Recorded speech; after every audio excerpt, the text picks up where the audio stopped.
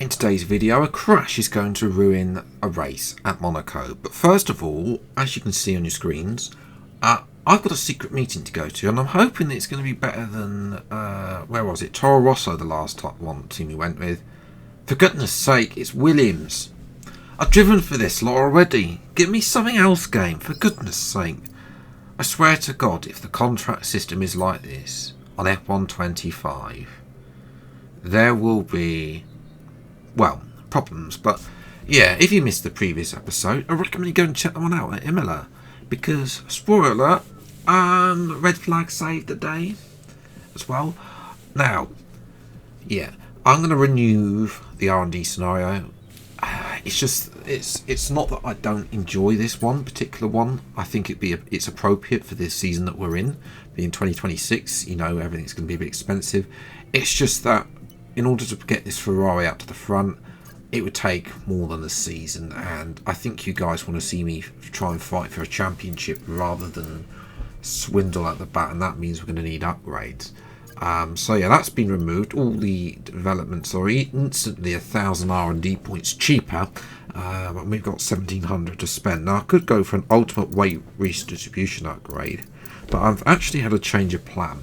We're going to go for minor. We're going to go for major ERS upgrade. We do need ERS. And I'm going to try and rush this as well. It's only got 25% failure, and also we're going to put a minor engine power upgrade. That's going to just be a normal, because it's going to come on Canada regardless. So yes, we'll see what happens with those two. We'll try and get both on for Canada, which of course we do need more engine power, and definitely in Monaco. But other than that, we're at business as usual. We are still the 6th fastest team on the grid going into Monaco, so nothing else has changed there. But now that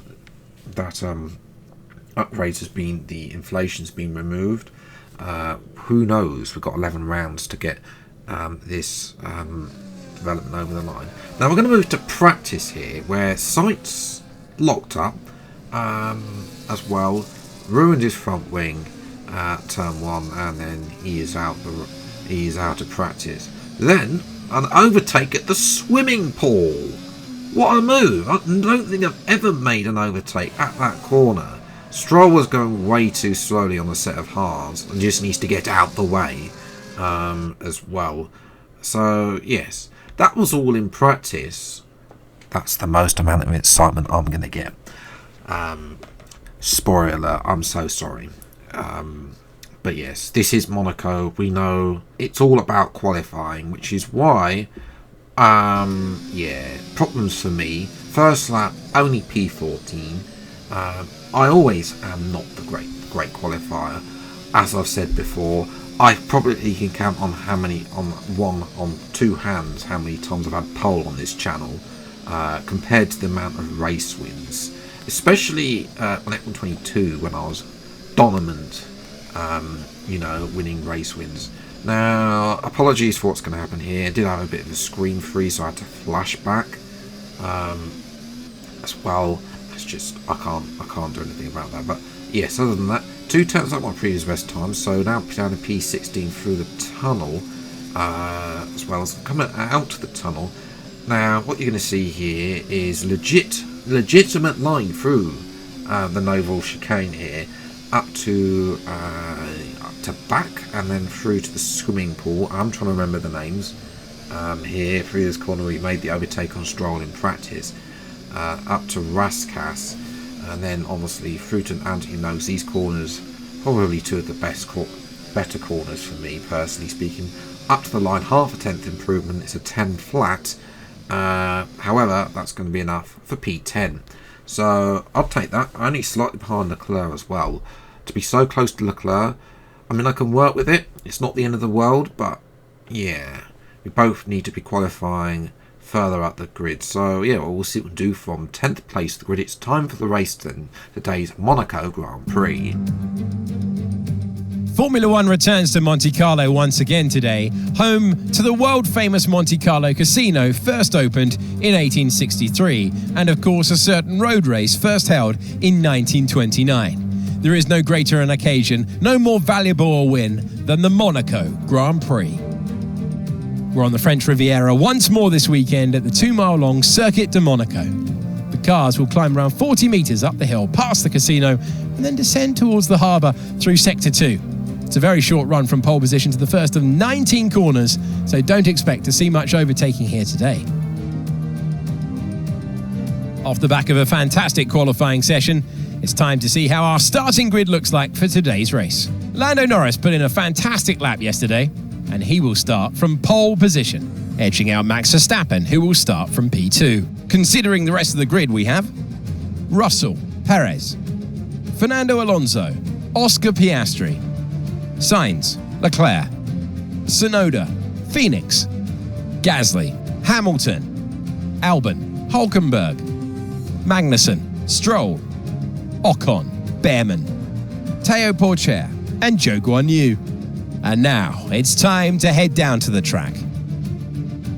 Welcome to the commentary box. I'm Alex Jakes. Alongside me is Anthony Davidson. I love this moment in the weekend. Put us in their shoes right now. What are they feeling on the grid? You've got to know, you've got to have a pre-race game plan. You've watched videos before you get into the car of previous races gone by.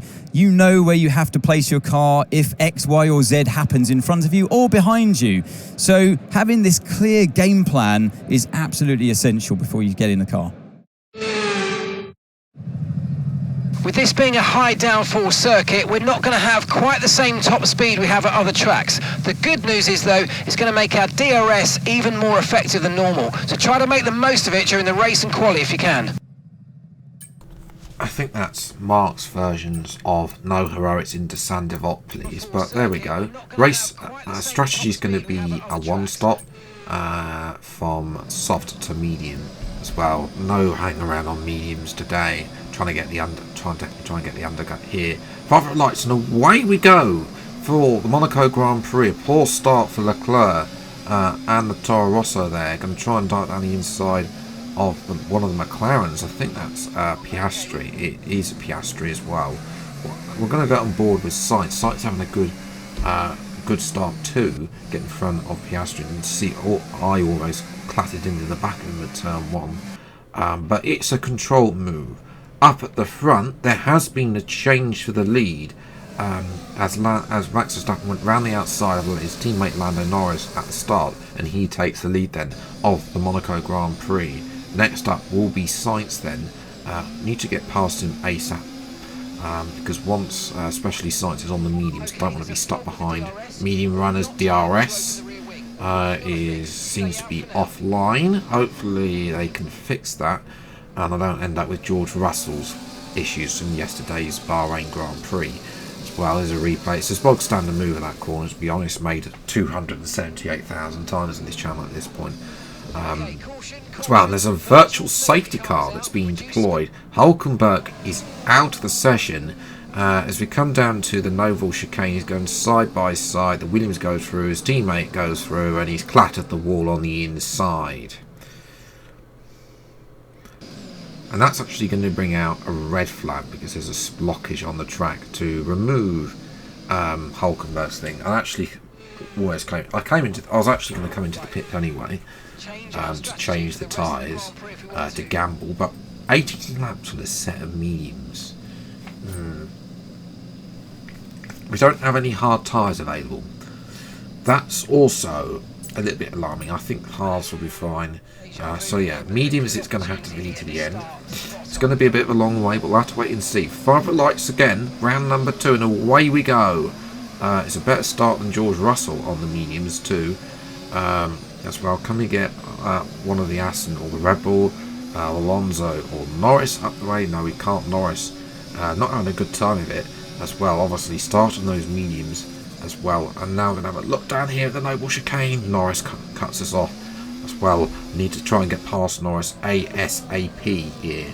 Here's a replay of this failed overtake here. So come out of the tunnel then, tried to look down the inside, but Norris cut me off as well, and I now try and get us past as well. Again, lap 4 been given the order by Mark to try and get past. Yes, I know he's slow. The top 3 are just around the corner, so it's imperative that I do get past Lando ASAP, but I'm just not able to find a way past down into Portier, and then DRS is flapping about like it was on George Russell's car as well. Having a look around the Rascas, I can't even do the dive bomb around the outside. Now on the exit here, Lando's actually clipped the left-hand corner. You notice the tyre wear went up 7% on the front left here. Lando is going to lock up there. Thank you very much, Lando. And up to P4 now as well. Here's a replay with this. It's not really an overtake. Lando locked up. He went too deep. I corner cut there. I didn't need to corner cut, but there we go. Now I jumped to lap 9. I'm not catching Alonso, so we might as well deploy a tactic. Means that they come and lap us basically. So I'm going to slow the grid up. Alonso did half of this in real life once upon a time as well. The last time I did this though, this happened. So now we've let Sainz go through, I must say, but we are trying to hold up Stroll now and hopefully allow Alonso to do that. There's a bit of contact with Stroll, and I think Leclerc's been left at the chicane, at the hairpin, sorry, as well. It's Alonso. It's Alonso that's basically just stopped, and then Leclerc's just ground to a halt, and then, well, coming down of the tunnel, Stroll's all over the back of us once again. Not surprising here. Oh, Stroll's binned it in the tunnel, and he's taken Alonso with him. Absolute chaos as there's more carnage left at the lots of reversing. Vettel is out. Hamilton, I think, might have. Doesn't he have a puncher? There's Verstappen taking a corner. He's getting lucky, and here's Lundgaard. There's been utter carnage at the Monaco Grand Prix. So he's hoping for something a little bit similar to happen in today's video, maybe. Now Lando is going to keep trying to overtake us, mostly through Portier. It's just easy to defend. Just got to press the accelerator, force him out really.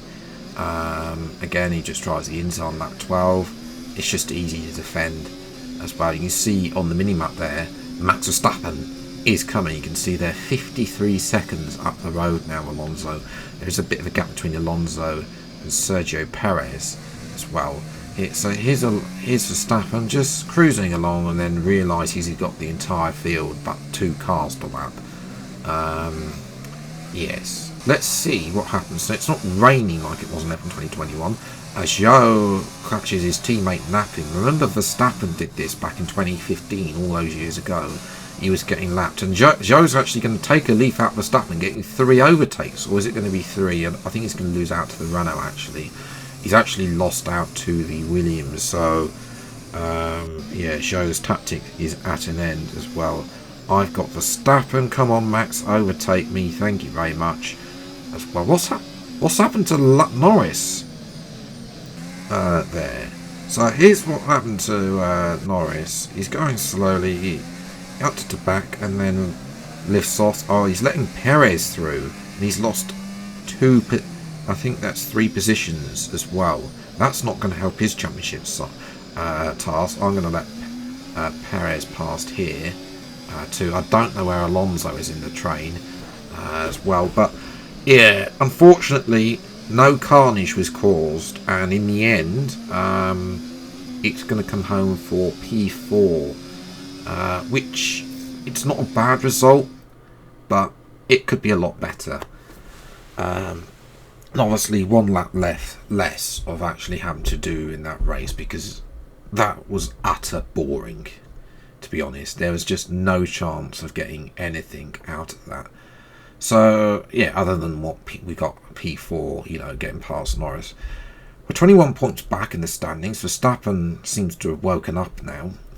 Whether or not he's going to go on and dominate, because he is the best driver in this game, in this particular game, whether or not he has the best overall come F1 25, we'll have to wait and see about that as well. Perez still has the lead though. Constructors, we're still behind 2. In terms of the rivalry, we're drawing with Leclerc 2-on-2. Yes, good amount of racecraft again today as well. and a good amount of focus too for gaining a few things, but now up to 85 rated, so gained a couple of ratings in the past couple of episodes. I did wonder if we could get to 90 rated.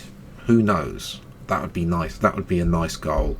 Still, we now can rush R&D upgrades. I forgot to mention that at the end of the previous episode. We're trying to push that second R&D push. The third one is the most crucial one because it's got half the aero upgrades locked behind that 60% recognition as well, which is just stupid to link R&D to recognition, really.